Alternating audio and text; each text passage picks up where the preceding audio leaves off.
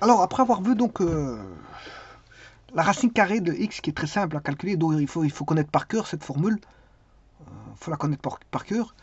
Donc racine carrée de x, il faut connaître par cœur. Donc maintenant, ayant vu cette formule, euh, ben, on va voir celle d'une translatée de x, de racine carrée de x.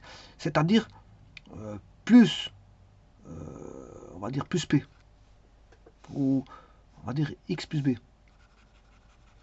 Alors le plus, le b peut être positif ou négatif. Hein. Donc c'est une translation vers la gauche.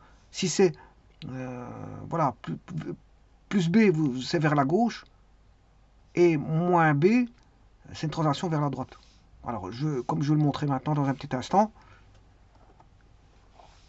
mais avant toute chose, je vais pour vous dire que vaudra la primitive. La primitive, ben, ce sera la même chose. Simplement, là, vous aurez x plus b, plus k. C'est aussi simple que ça. Alors pourquoi? Parce que si je fais la démonstration, u égale x plus b, ben, si vous faites du, ça fera dx, ça n'interviendra pas. Donc vous allez avoir racine carrée de u du. Voilà, donc il n'y a pas d'une constante qui vient intervenir. Et donc racine carrée de u, ben, c'est 2 tiers de u cube. U cube. Or, le u, on a posé, voilà, x plus b. Donc, c'est aussi simple que ça. Attention de ne pas oublier votre cube. À une constante près. Alors, la translatée, bien sûr, vous avez la fonction racine carrée de x, qui est là, à une constante près.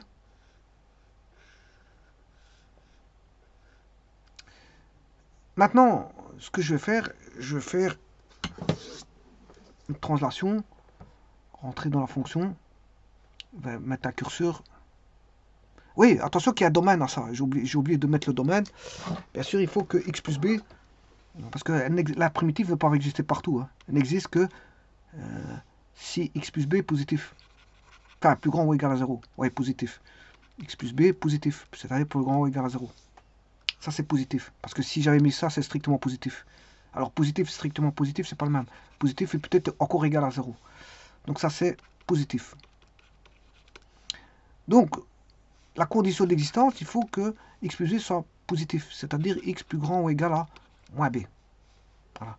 Donc, si vous voulez le mettre en forme de le domaine, x doit appartenir à, à moins b jusque plus l'infini. Et moins b, je peux le prendre. Alors, c'est-à-dire, par exemple, si je mets racine carrée de x, oui, je vais mettre un curseur, que je vais appeler b,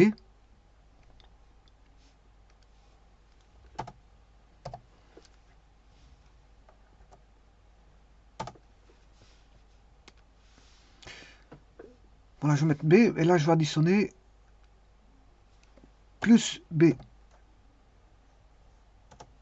Et donc là, je peux aller, si je fais plus b, je vais vers la gauche. Si b devient négatif, je vais vers la droite.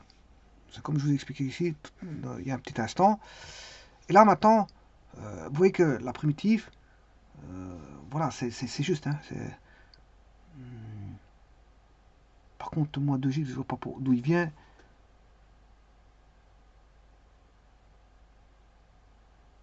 Ah oui, c'est parce que j'ai mis un K. Oui, c'est parce que c'est le K. C'est parce que si je mets un K, en fait, la vraie fonction, c'est pas celle-ci. C'est celle-là. Voilà. Bon, ici, pourquoi vous voyez moins 3,9 qui est le B? Le B, c'est moins 3,9 plus X. Racine carrée, ben, c'est tout simplement ceci. Hein. GeoGebra l'écrit autrement. Donc lui, ce qu'il écrit, GeoGebra, il écrit racine carrée de x plus b, mais il remet ici à x plus b. Bien sûr, à une constante 2 tiers près. Voilà. Alors pourquoi fait-il ça? Ben, c'est lui qui décide de la forme de son écriture. Je peux remettre le cx plus b exposant 1 dans la racine carrée, ben, ça va devenir x plus b au carré. Et là, vous retrouvez 2 tiers de racine carrée de x plus b au cube. Voilà, c'est simplement une écriture, l'écriture du cube, mis autrement. Voilà.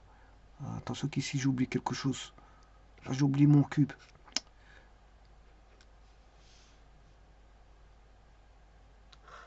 J'ai oublié mon cube.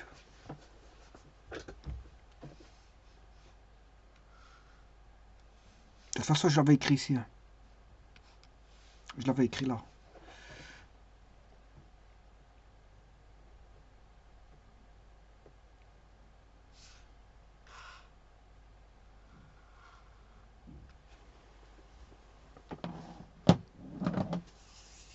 Donc ça c'est simple, c'est une translation en plus b, soit vers la droite ou vers la gauche, si b est positif ou négatif.